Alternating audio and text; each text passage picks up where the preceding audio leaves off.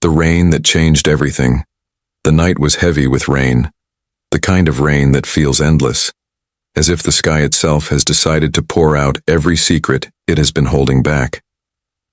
In the heart of Delhi, the streets glistened with silver reflections, puddles stretching like tiny mirrors that caught the glow of street lamps. Cars lined the road in quiet formation, their engines humming, their drivers waiting. Yet in the middle of this grand scene, the most unusual detail was not the motorcade or the guards, not the flashing lights of security vehicles, but the lone figure who stood at the edge of the pavement. The man wore a simple white kurta, and, even as aides rushed forward with umbrellas, he gently waved them away. His clothes clung to his body, soaked through, yet his face carried no discomfort. He was waiting, and he wanted to wait in the rain.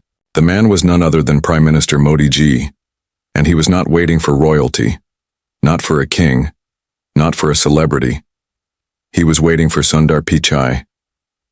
The rain fell harder, drumming against the roofs, against the roads, but Modi ji remained, still. He looked up from time to time as if measuring the sky, as if reminding himself that some gestures of respect are worth more than dry clothes. Around him, the air was alive with whispers. Why would a leader, known for commanding crowds and shaping destinies, choose to stand alone in the storm for another man? What story was hidden behind this act? What journey had brought Sundar Pichai to this moment? To understand it, the story must return to a very different rain, one that fell decades earlier, not in Delhi but in a small neighborhood in Chennai. Sundar was just a boy then, thin, quiet, with eyes that seemed to listen more than his ears ever did. The house he lived in was small, with rooms that were always full of voices, laughter, arguments, and the constant hum of dreams that were too big for the walls to hold.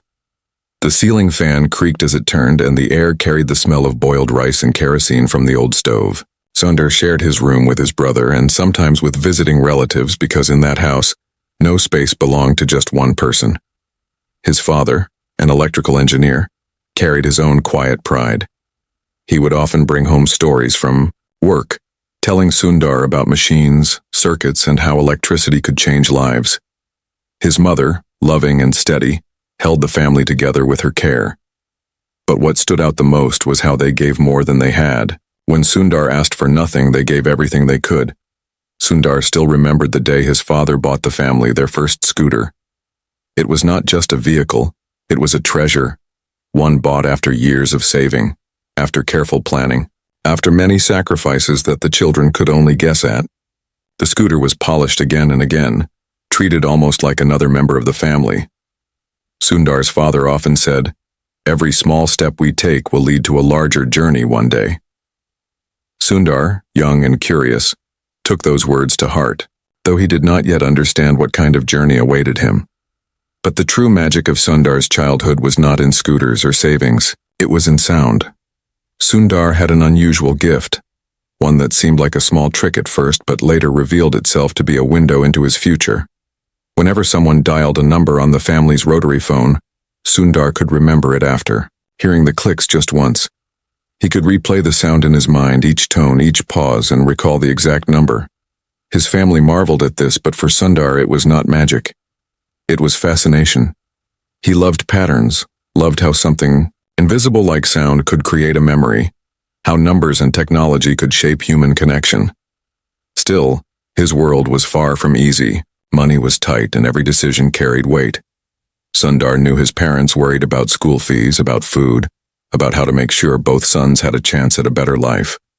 Yet, even with all the struggles, kindness never left that house. If a neighbor needed help, his father would be the first to offer it.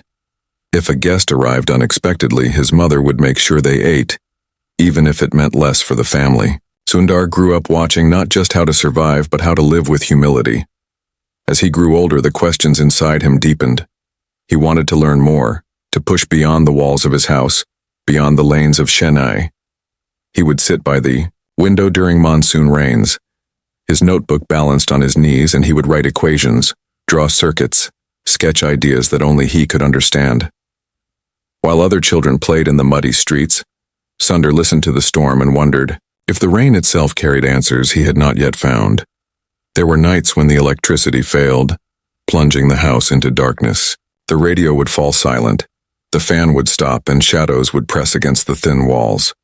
In those moments, Sundar's mind filled with determination.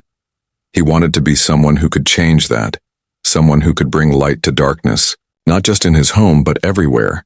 Then came the day that would shift everything. Sundar's teachers had long noticed his brilliance, though he rarely spoke of it himself. They urged him to apply for one of the toughest exams in India, the entrance test for Kharagpur. Sundar hesitated. It seemed impossible, a dream too large for a boy who shared his textbooks and used borrowed notes. But his father placed a hand on his shoulder and said, "Try. Dreams do not ask if we are ready. They wait for us to be brave." The exam was grueling. Sundar sat in a hall filled with hundreds of students, all as determined as he was, all chasing the same dream. The questions stared back at him like riddles meant for someone older, wiser, stronger, but Sundar did what he always did. He listened, not to voices around him but to the quiet rhythm in his mind, the same rhythm that once helped him remember phone numbers, that helped him see patterns where others saw only confusion. When he finished, he did not know if he had succeeded. He only knew that he had given every part of himself to the test. Weeks later, as the rains returned to Chennai, a letter arrived. It was simple, thin, folded neatly. His father opened it, eyes scanning the words. His mother stood close, her hands trembling. And then, with a smile that carried both pride and relief, his father read aloud. Sundar had been accepted into Kharagpur. The room exploded with emotion. Cheers, laughter, even tears. Neighbors rushed in to congratulate them. Sundar's mother pressed her hands together in silent prayer, thanking every force she believed had guided her son. And Sundar himself, standing by the window, looked out at the rain. He remembered the boy he had been, wondering if the world would ever wait for him. And now, for the first time, it seemed as if the world had opened a small door, inviting him to step through. But even in that moment of joy, uncertainty lingered. Acceptance was one thing, survival was another. How would they afford it? How would he live in a city so far from home? Sundar did not know. All he knew was that his journey was about to begin, and with every new beginning comes both light and shadow. As the thunder rolled outside, Sundar folded the letter and held it close to his chest. He whispered to himself, "This is only the start," and it was. For beyond that letter lay a world filled with trials he could not yet imagine, challenges that would test not only his mind but his heart. The rains of Chennai had witnessed his first dream come true, but the storms waiting ahead would demand more than dreams. They would demand resilience, sacrifice, and a faith so deep it could carry him through darkness. And so the boy who once listened to the sound of phone numbers prepared to board a train that would take him to Kharagpur, not knowing that each step forward would lead him closer to a moment years later, when the Prime Minister of India would wait in the rain just for him. The journey of fire and fear, the train stood like a giant serpent, its metal body stretching. Across the platform, steam rising in small clouds, the whistle piercing through the thick air. Sundar stood frozen, his hand clutching the handle of a worn-out suitcase that carried not just his clothes, but the hopes of his family, the sacrifices of his parents, and the weight of his own uncertain future. Beside him, his father adjusted his spectacles, trying to hide the worry in his eyes, while his mother kept fussing over the food she had packed, pressing a bundle of parathas into his hands as though her love could keep him safe no matter where he went. The rain had followed him from Chennai, falling lightly now, making the platform slippery, the air cool. Sundar felt the drops on his skin, and each one seemed like a reminder that life was shifting, that nothing would ever be the same again. He looked at his parents, trying to memorize their faces in that moment, the tired lines of his father, the gentle warmth of his mother's smile. He wanted to hold on, to stay a little longer, but the call of the whistle was sharp, insistent. The world was pulling him forward, and he had no choice but to follow. The train jolted as it began to move.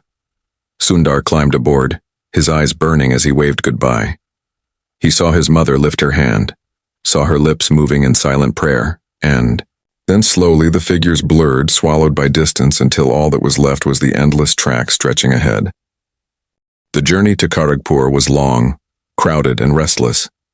Sundar sat by the window, pressed between strangers, the suitcase balanced on his lap. Around him, vendors shouted, children cried, men argued about politics, and the smell of food and sweat mixed in the air. Sundar tried to focus on the passing scenery, fields, rivers, distant hills, but inside, his mind was a storm. Would he survive in this new world? Would he fit in among the brightest minds of the country? Would the sacrifices of his parents be worth it? When he finally arrived at Kharagpur, the campus felt like another universe. The buildings were massive, the hostels filled with voices in languages he did not fully understand.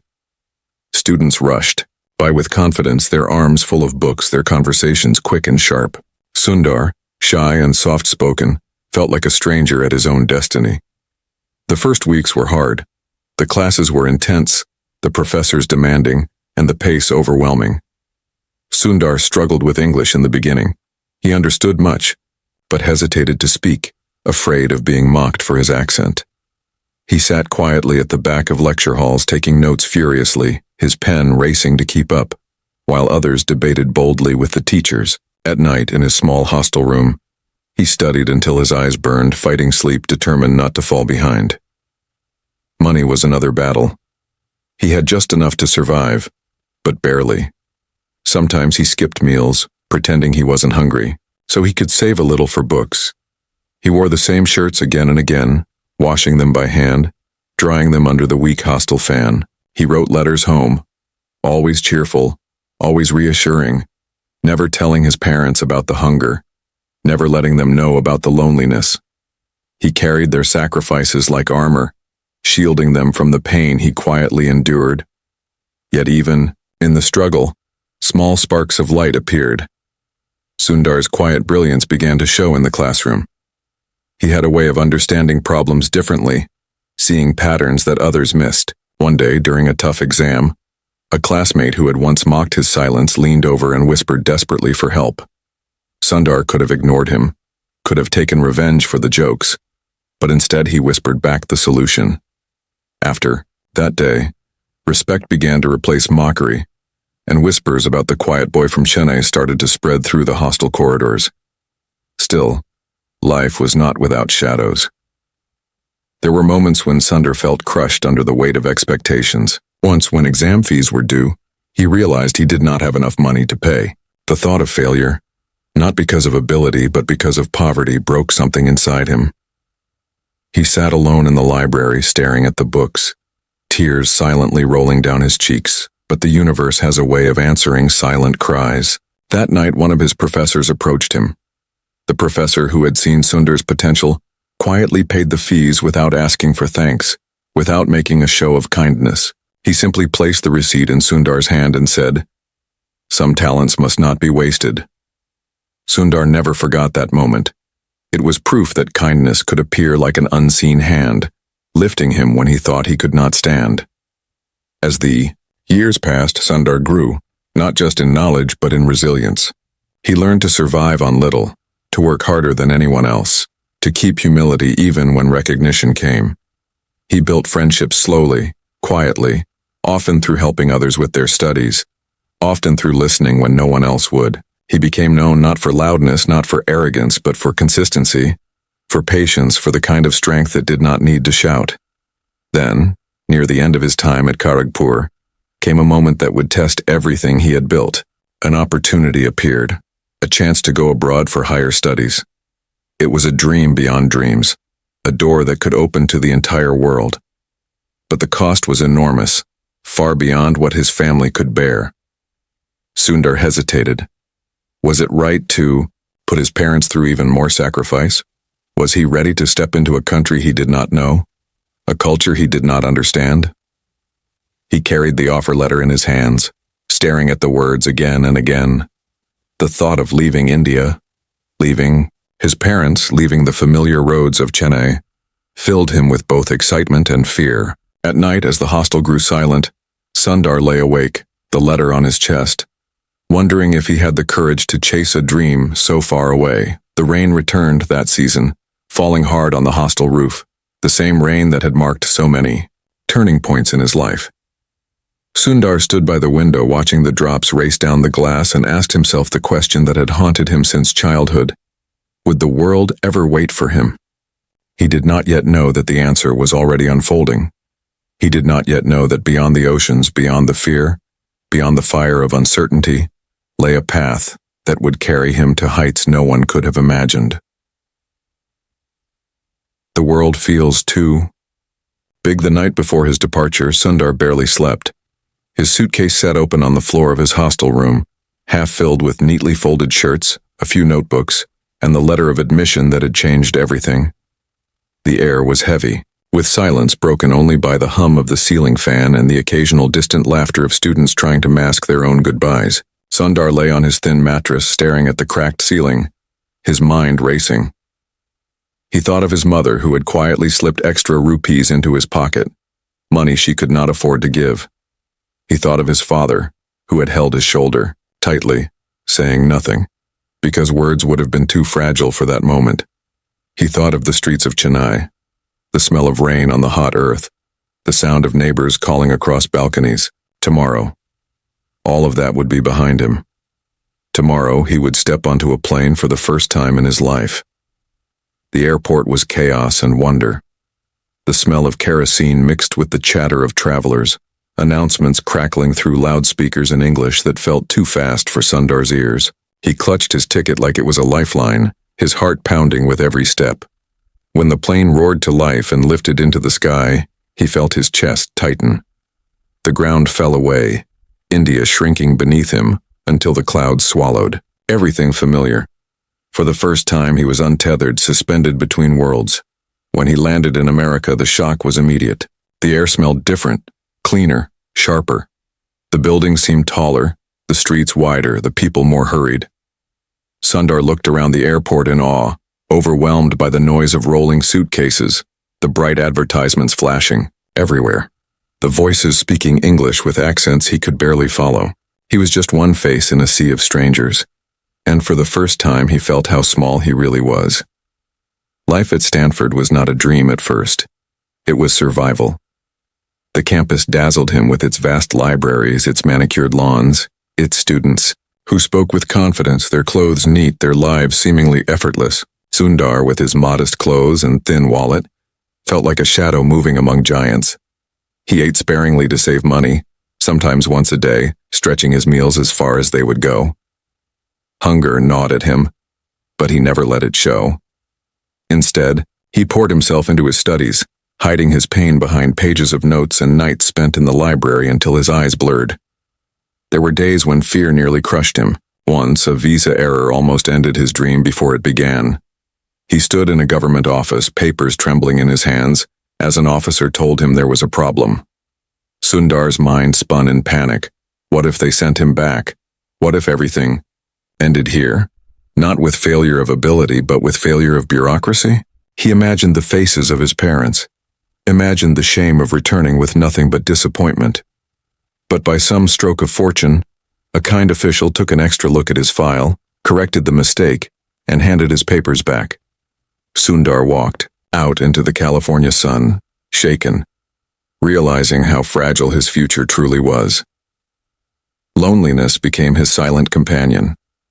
He missed the smell of his mother's cooking, the sound of his father's stories, the noisy comfort of home. At Thanksgiving, when the dormitories emptied and most students left to celebrate with family, Sundar stayed behind, sitting alone in the cafeteria with a cheap tray of food. It was then that a fellow student noticed him and invited him to their home. For the first time in months, Sundar sat at a table surrounded by laughter and warmth. A stranger welcomed his family. The kindness struck him deeply. He promised himself he would never forget what it felt like to be seen when you felt invisible. Slowly, Sundar began to adapt. He found refuge in the library, where books did not judge accents or clothes. He outworked everyone, not with noise, but with persistence. While others debated in loud voices, Sundar listened, thought carefully, and when he finally spoke, his words carried weight because they came from patience, not impulse. Professors began to notice. Classmates began to respect the quiet boy who always seemed to understand the deeper patterns behind complex problems. Yet, success never dulled his humility. When he received small research grants, he still sent money home. When he published papers, he credited his mentors first. Even as opportunities slowly opened, he remained the same boy who had once shared textbooks in Chennai, who had learned resilience through scarcity. Then came the moment that changed everything. After years of work, Sundar was offered his first real chance in Silicon Valley. The letter was short, but it carried the weight of destiny, an invitation to join one of the rising companies that would soon shape the future of the world. Sundar held the letter with trembling hands, excitement surging through him. But so did doubt. This was not just a job. It was a door into a world he had only glimpsed from a distance. A world of power, ambition, and relentless pace. Was he ready? Could he survive in a place where kindness was rare and competition unforgiving? He sat alone in his tiny apartment, the letter on the table before him, the glow of the California night filtering through the blinds. His mind filled with memories of home, the rain in Chennai, his parents waving at the train, the professor who had paid his exam fees. Every step of his journey had been built on the sacrifices of others. Now he was being asked to take another step, one that could change everything again. Outside, the world seemed quiet, but inside, Sundar's heart was loud with questions. Would this path lead him closer to his dream, or would it strip him of the humility that had carried him so far? Building bridges, breaking walls. The first day Sundar walked into Google's office, he felt like a small ripple in a stormy sea. The building stood tall and modern, its glass walls shining under the California sun, reflecting a world that seemed to belong to another species. Confident, loud, effortlessly brilliant. Inside, the energy was electric, a constant rush of ideas, flying across open workspaces, teams debating fiercely in hallways, engineers scribbling codes and diagrams on whiteboards that covered the walls. Sundar stepped quietly through the entrance, clutching his backpack, his heart beating fast. He knew he was just another newcomer, invisible among hundreds of people who had already been here longer, already knew the language, the culture, the rhythm of this strange new universe. At first, the silence was his shield. He observed, he listened, he worked, always from the edges of the room. When meetings were called, he took a chair near the back, filling pages of notes while others argued boldly about features and deadlines. Sundar had ideas, many of them, but they stayed locked inside his mind. Every time he thought about speaking, a voice inside whispered, "What if they laugh? What if they dismiss you? What if you do not belong?" He remembered the feeling from his first days at Kharagpur, the same storm of doubt, and once again he drowned it with work. The challenges came quickly. His first assignments were not glamorous. They were small technical tasks unnoticed by the larger team. Sometimes when he submitted his work, his managers barely looked up, offering a nod before rushing on to bigger things. Sundar stayed, late, often long after the office emptied, his screen glowing in the dark, the hum of air conditioners his only companion. He knew he had to prove himself, not with noise but with results. Still, the culture was harsh. Google in those days was full of sharp minds, but also sharp elbows. Competition was fierce, and mistakes were not easily forgiven. Sundar saw colleagues clash in meetings, their voices rising, each one desperate to be heard, desperate to be right. He saw projects rise and fall in a matter of weeks, promising ideas crushed under the weight of better ones.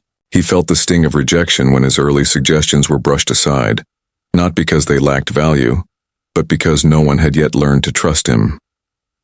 Then, one day, something shifted. There was a product meeting about a struggling feature that most people had already given up on. The room buzzed with frustration, voices overlapping, solutions firing in every direction, but landing nowhere. Sundar sat quietly, his hands folded, listening to every word, tracing the problem in his mind like a puzzle. Finally, when the noise had reached its peak, he raised his hand. The room went still, surprised that the quiet newcomer had something to say. Sundar spoke softly, outlining a different way to think about the issue. A path so simple and clear that it cut through the chaos like sunlight breaking through storm clouds. For a moment, there was silence. Then, at the end of the table, Larry Page, one of the founders, leaned forward and nodded. It was a small gesture, barely noticeable to anyone outside the room, but to Sundar, it was everything. It was the first spark of recognition, the first sign that perhaps his voice did belong here after all. From that moment, people began to notice him, not all at once, and not without resistance, but slowly. Sundar did not fight for attention. Instead, he let his work speak. He became the person who listened when others shouted, who stayed calm when others panicked. Engineers started coming to him for advice. Managers began trusting him with bigger tasks, and the projects in his hands no longer stayed small. Yet, Sundar never let recognition change him. He treated everyone with the same quiet respect. Whether it was a senior executive or a staff member serving food in the cafeteria, he remembered what it had felt like to be invisible, to be overlooked, and he carried that memory like a compass. Kindness was not a strategy for him. It was simply who he was. But success at Google was never steady. One of the biggest projects Sundar worked on, a product that many had pinned their hopes on, collapsed after months of effort. The failure was public, humiliating, and everyone looked for someone to blame. Sundar could have pointed fingers, could have shifted responsibility to protect himself, but instead he stepped forward and took the blame. He stood in front of his team and said, "This was mine to lead and it failed. I take responsibility." The silence that followed was heavy, but something remarkable happened. Instead of losing respect, he gained more. His team stood behind him, inspired by the humility of a leader who chose truth over ego. Rumors began to spread in the corridors, whispers that Sundar might not stay in the background forever. Some said he was being noticed by the very top. Others dismissed him, saying he was too soft, too quiet to survive in the upper levels of Silicon Valley.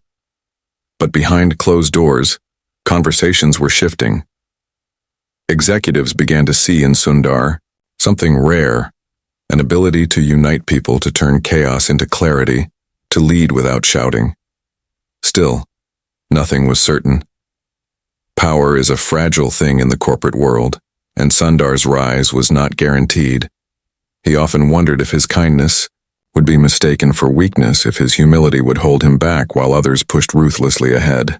He stayed awake at night, the glow of his laptop on his face, coding, planning, preparing, telling himself that the only way forward was to keep building, brick by brick, bridge by bridge. And then came the day he could not ignore. He was called into a private meeting, a meeting that felt different from all the others. The air was heavier, the stakes higher.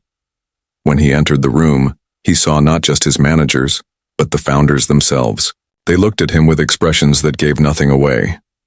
Storms of power. The room was quiet, too quiet for Sundar's comfort. He stood in front of the founders, their faces calm but unreadable, their eyes fixed on him as though weighing more than just his words, more than just his skills. They were weighing his character, his soul, the very essence of who he was. The questions came quickly, sharp and deliberate. Could he lead? Could he handle the pressure of billions depending on decisions made in hushed rooms like this one? Could he face criticism not just from within but from the entire world? Sundar answered as he always did, with calm, with clarity, with honesty. When the meeting ended, no promises were made, no decisions announced. But as Sundar walked out, he felt the air shift, as if unseen forces had placed something heavier on his shoulders, something that would not go away. The weeks that followed were filled with whispers. Some said Sundar was being groomed for a higher role. Others doubted him, saying he lacked the aggression that Silicon Valley demanded. Newspapers speculated, investors gossiped, employees wondered. Sundar ignored the noise and focused on his work. But deep down, he knew the tide was changing and he would either rise with it or drown beneath it. Then came the official moment. Sundar was invited into yet another private meeting, but this time the tone was different. The founders told him directly. They wanted him to take on more responsibility, to step into roles that would place him in the center of the storm. The announcement spread quickly, filling headlines and boardrooms. Some celebrated the choice, calling Sundar a visionary. Others criticized it, saying he was too soft, too humble, too gentle for the ruthless demands of leadership. Sundar felt the weight of both praise and criticism, but he did not let either define him. Instead, he turned to the one principle that had carried him from Chennai to this moment: resilience built on humility. With leadership came storms.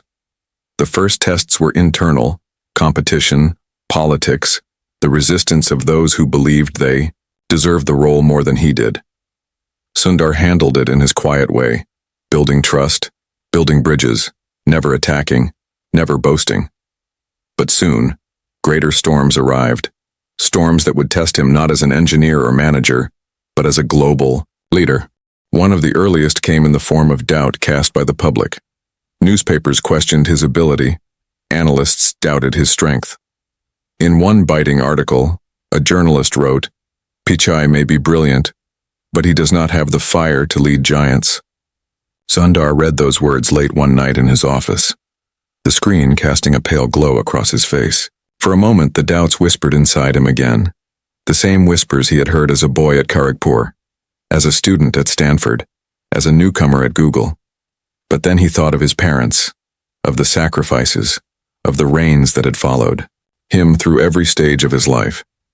He closed the article and whispered to himself, "Fire can be silent too." As if the pressure of doubt was not enough, larger crises struck.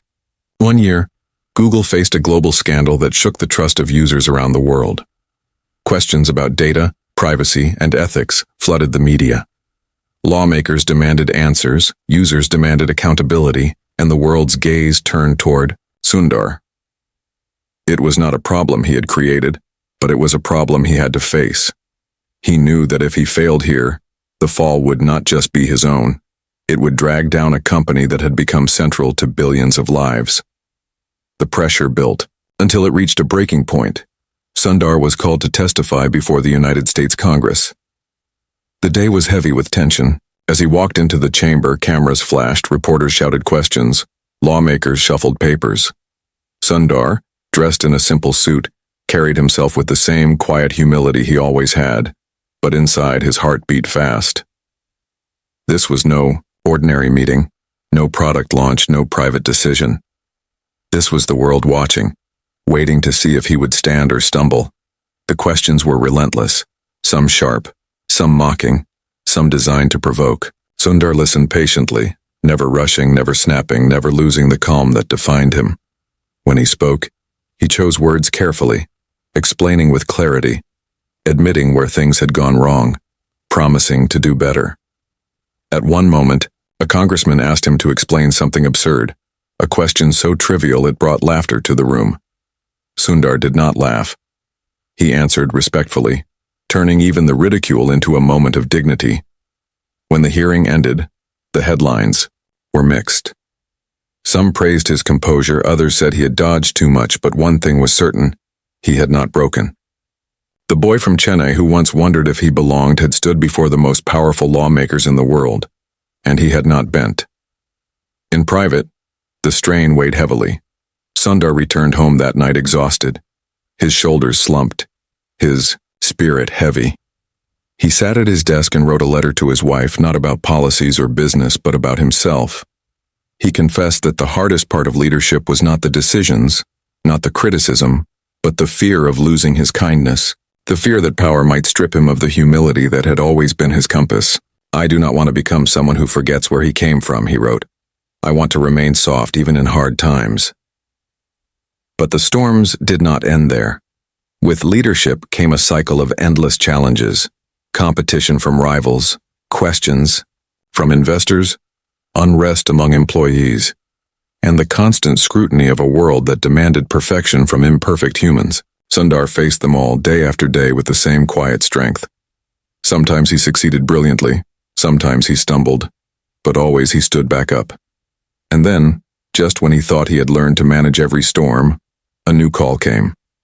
One that would draw him back to India, back to the land of his childhood, back to the rains that had shaped him. It was not from his parents, not from friends, not even from his old teachers. It was from the Prime Minister himself. Modi ji had invited him to Delhi. The rain returns, the plane descended slowly through a blanket of gray clouds, the city of Delhi stretching beneath like a restless ocean of lights and movement. Sundar leaned against the window, watching as the familiar earth of his homeland came into view. Years had passed since he had last been here as a boy, carrying a suitcase and dreams too large for his hands. But now he was returning as the leader of one of the world's most powerful companies. The irony did not escape him. He had traveled oceans, faced storms, stood before Congress, and walked the halls of power in Silicon Valley. Yet as the plane wheels touched Indian soil, he felt once again like that boy standing on the train platform, in Chennai, unsure if he truly belonged. The airport was alive with chaos and ceremony. Reporters jostled for position, cameras flashed, officials hurried about, their faces tense with anticipation. Sundar stepped out, adjusting his simple suit, his eyes searching for something familiar in the sea of unfamiliar faces. He was prepared for the noise, for the questions, for the celebrations. What he was not prepared for was what came next. The motorcade moved through the city, streets cleared, sirens echoing in the distance. The sky darkened as clouds gathered, heavy and full, until the first drops of rain began to fall.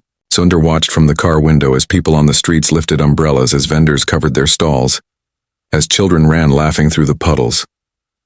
The rain followed him, as it always had, marking every turning point in his life. When the cars finally slowed and stopped, Sundar saw the unexpected. Prime Minister Modi ji stood there outside in the rain, waiting. Aides rushed forward with umbrellas, trying to shield him, but he pushed them away, choosing instead to stand bare under the storm. The water soaked his kurta, clung to his body, dripped from his hair, but he remained still, eyes fixed on Sundar's approaching car. For a moment, Sundar could not move. The image struck him with a force greater than any applause, greater than any award. The leader of the nation, a man who commanded millions, was standing in the rain simply to greet him. A boy who had once shared a room in Chennai, a student who had once gone hungry in America, a worker who had once been invisible in a crowded meeting room. He stepped out of the car, the rain immediately wrapping around him like an old friend. The world seemed to fade, the guards, the cameras, the reporters, all blurred behind the curtain of water. What remained clear was the Prime Minister walking toward him.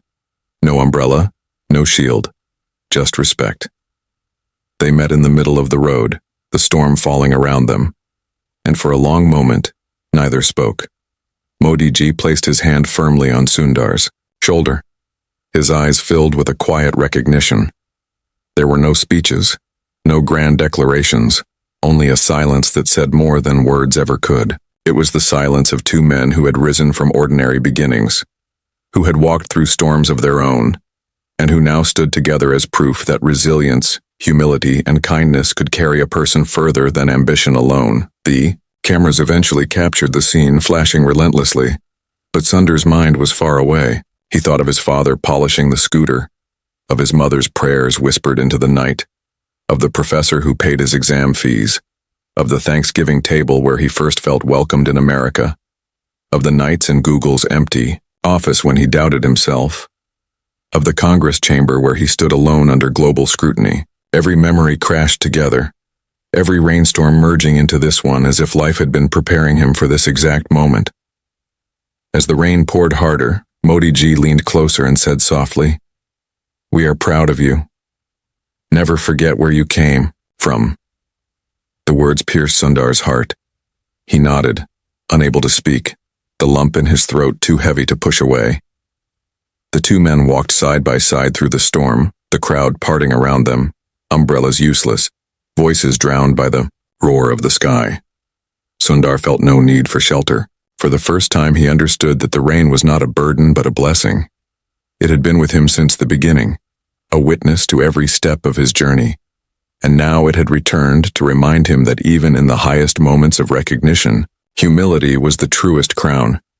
When he finally sat alone that night, the city still buzzing with news of his arrival, Sundar looked out at the rain falling softly against the window. He remembered the boy in Chennai who had once stared out at another storm and asked if the world would ever wait for him. Now he knew the answer. The world had not just waited, it had stood in the rain, in the form of a leader, to greet him with respect.